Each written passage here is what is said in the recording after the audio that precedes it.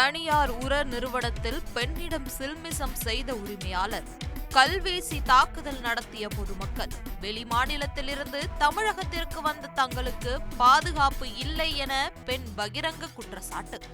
உரிமையாளரை கைது செய்த போலீசார் அடுத்தடுத்து நடந்தது என்ன? பின்னாடி நின்று அந்த பொண்ணு முத்தம் கொடுத்துட்டானாயா?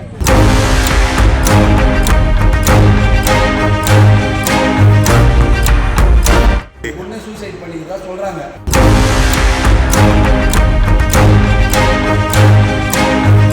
ஒரு பசங்க ஃபீட்பேக் கொடுக்குற ஒரு பொண்ணை கூப்பிட்டுன்னு வந்து ஒரு பொண்ணு கூட 2 மீனிங்கா பேசுவாராம்.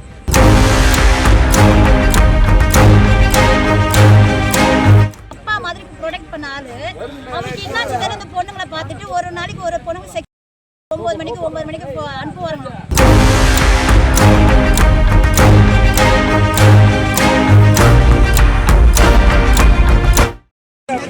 நித்ரா ஆப்ல பசங்களுக்கு வேலை வேணும்னு கேட்டாங்க ஐயா. நித்ரா ஆப்ல பசங்க பார்த்துட்டு ஒரு 8 பொண்ணுங்க வந்துட்டுங்க ஐயா.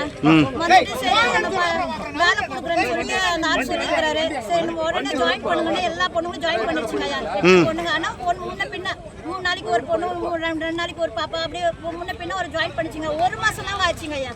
நிறைய நாள்லாம் கிடையாது, ஒரே மாசம் தான். நல்லா நாள் சாப்பாடு கொடுத்தாரு, மதியான சாப்பாடு.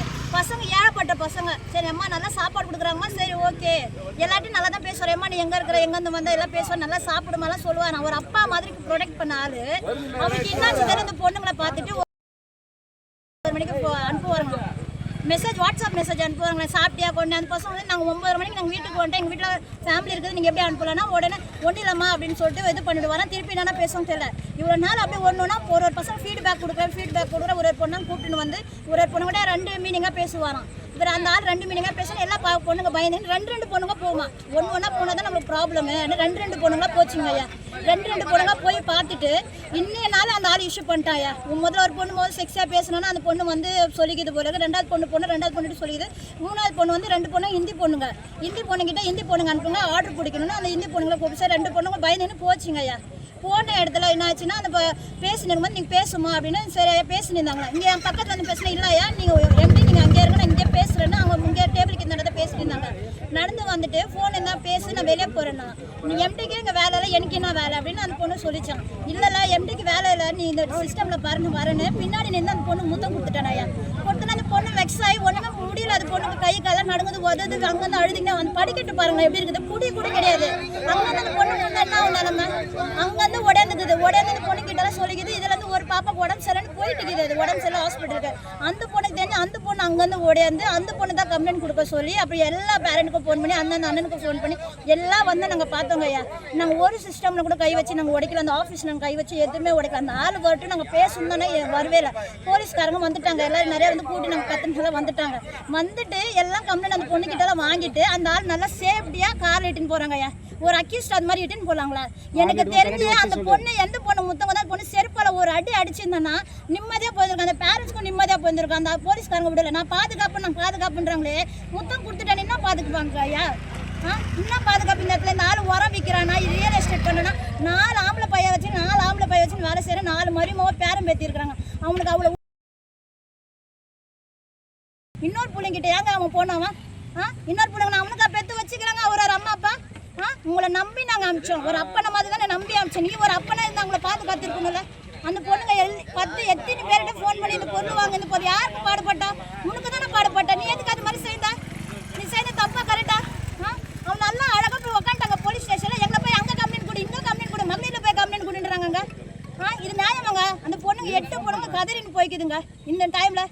6 மணிக்கு 6:30 மணிக்கு வீட்டுக்கு போகிற பொண்ணுங்க மணி 10 ஆகுது. எந்த பஸ் பிடிச்சி எந்த கிராமத்துக்கு போகும், எப்படி போகணுமே தெரியல ஐயா. இந்த நாங்கள் கொரோனா டைமில் இங்கே வந்தோம் ஐயா. நாங்கள் போலீஸ்கார் அங்கேருந்து வராரு. கிளாஸ் ஒடிஞ்சதுக்கு அப்புறம் போலீஸ்கார் அங்கேருந்து இறங்கி வராரு படிக்கட்டில். இருந்து போலீஸ்கார் வராரு, யூனிஃபார்ம் போட்டு நாங்கள் பார்க்குறோம். நாங்கள் பசங்க அவ்வளவு பசங்க இருந்தாங்க. 50 பேர் கிட்ட இருந்திருப்பாங்க. அந்த ஆள் அடிக்கணும், அந்த ஆபீஸ் உடைக்கணும் 2 நிமிஷம் இருக்காது. உள்ள வந்தது அந்த வாலிப பசங்க வந்ததுக்கு எவன் மேலே யார் மேலே நாங்கள் கை வைக்கல. அப்படி இருக்கும்போது எதுக்கு அவங்க எங்க மேலே திசை திருப்பணும்?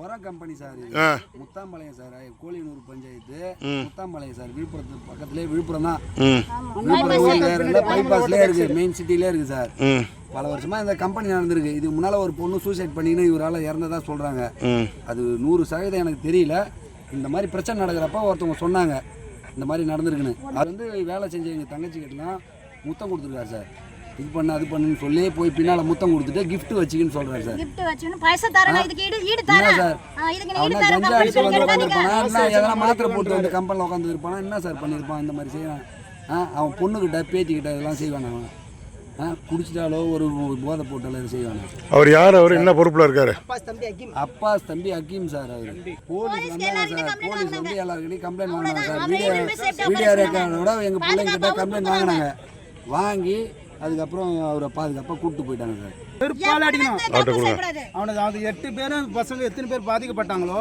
அத்தனை பசங்களும் அவர் செருப்பால் அடிக்கணும் அவன் தலைமாலே அடிக்கணும் அவமானப்பட்டு சாவணும் அவன் ட்ரெண்ட் ஆக்கிக்கோங்க. தந்தி டிவியின் சப்ஸ்கிரைபர்ஸ் அண்ட் ஃபாலோவர்ஸ் குடும்பத்துல நீங்களும் இணையுங்க.